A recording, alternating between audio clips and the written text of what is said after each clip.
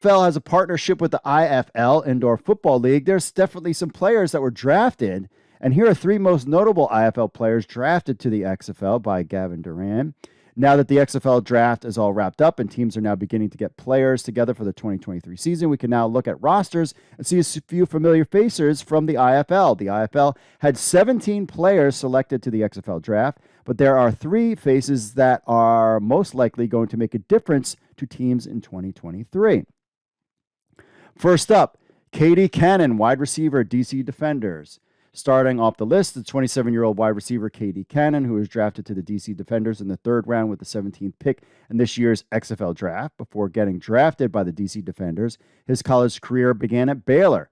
In his college career, KD combined for 195 receptions, 3,113 receiving yards, and 27 receiving touchdowns.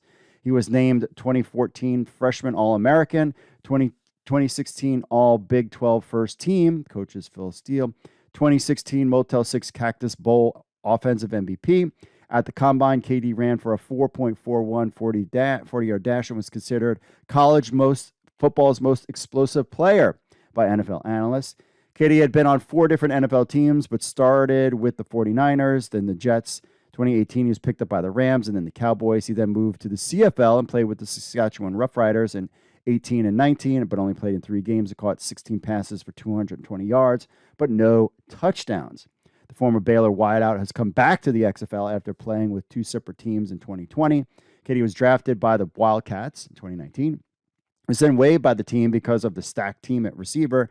KD happened to find himself being the odd man out when it came down to roster cuts. He was then picked up by the Seattle Dragons. He was on the 9-man practice squad. He never played a snap for them, and his contract was then terminated when the XFL, we all know that.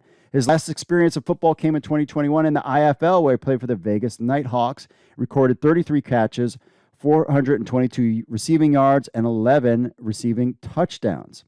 Jaquan Artis, a defensive end, was drafted by the Houston Roughnecks in the 11th round, pick 84, the 2022 XFL draft. The 24-year-old defensive end played at Leonore Rhyme Athletics from 2017 to 2019. He recorded 29 total sacks, 216 total tackles, and 5 forced fumbles. Jaquan played for the Northern Arizona Wranglers and won Defensive Player of the Year, Defensive Rookie of the Year, All Defensive First Team in his rookie season. In his first rookie season of the Northern Arizona, Jaquan had 9.5 sacks, 17.5 tackles for losses, and 40 tackles, which is why he had so many selections for awards at the end of the season. While there during his rookie season, he helped their defense win a championship in the 2022 and won the championship MVP for getting an impressive 2 sacks, 2 tackles for losses, and 5 tackles to end the game.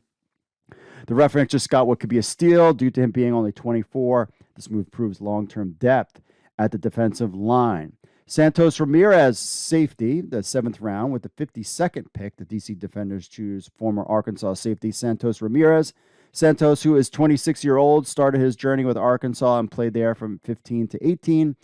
Recorded 229 total tackles, 3 INTs, and 1 defensive touchdown during his time there, and was elected captain in 2018 for his senior season. Santos was then signed to the Jets in 2019 and didn't play a snap, but rather got drafted to the XFL for a better shot at showing what he could do. Played for the Seattle Dragons in 2020, but only got to play, of course, whatever happened. He got 9 total tackles for his XFL stint. 2021, decided to join the IFL, play for the Frisco Fighters, where he got to show what he could really do when given the chance. 50 total tackles, 6 INTs of 5 pass breakups. That's why the DC Defenders chose the Arkansas safety with the 52nd pick in the draft. So there you got your guys to check out. Katie Cannon from the DC Defenders, wide receiver. Jaquan Artis, defensive end with the Roughnecks. And then Santos Ramirez also with the DC Defenders. And hey, this is an exciting partnership between the IFL and the XFL where they can move players around. So this is something after the XFL season to follow Indoor Football League to see what's going on with some of these guys, maybe that played in the XFL but never really had a chance to play in the XFL, and now they'll get their shot in the Indoor Football League. This working of the two should really be beneficial for both leagues, especially for the IFL, for their season coming up in 2023.